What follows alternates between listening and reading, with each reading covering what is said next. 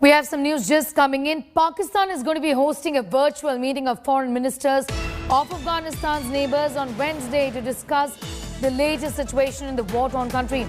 Foreign Minister Shah Mahmood Qureshi is going to be chairing the meeting, to be attended by China, Iran, Tajikistan, Turkmenistan and Uzbekistan. The foreign ministers' meeting on the Afghan issue is taking place at the invitation of Pakistan.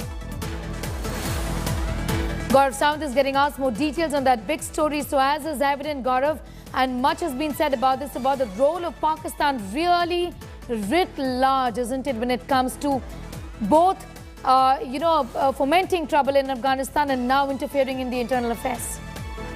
So Pakistan actually wants to be the one that calls the shots. DG ISI Lieutenant General Faiz Hamid was camping in Afghanistan to ensure that the new dispensation that comes up, the Taliban dispensation, has Pakistan's terror fingerprint all over it. So from the Prime Minister of Afghanistan, or the new Emir of the Islamic Emirate of Afghanistan, to the entire leadership, it is the Haqqani network whose writ will prevail. So, Mullah Hassan Akhund is someone who's seen as the head of the Quetta Shura or the Rahbari Shura, someone whose influence was quite influenced by Pakistan.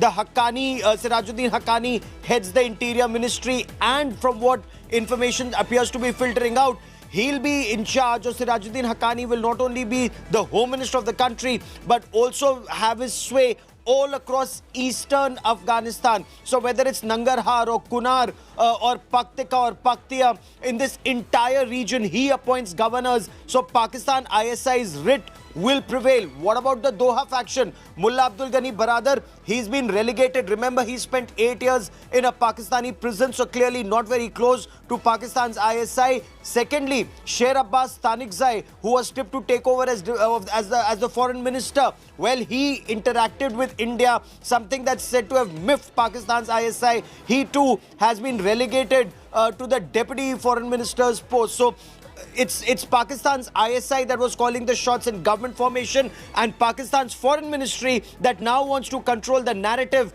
by talking to neighbors and trying to ensure peace prevails. But the fact remains that crucial fighters have been left out in this Sneha at this point of time. So people who actually fought on ground but not very close to Pakistan's ISI, they've been left out, like Sadar Ibrahim or Qayyum Zakir, who was the interim defense minister. All of them have been relegated. What will this lead to, becomes extremely interesting in the times ahead. Absolutely. Gaurav, thanks for getting us all of those details. So this is Pakistan hosting a virtual meeting of foreign ministers of Afghanistan's neighbors.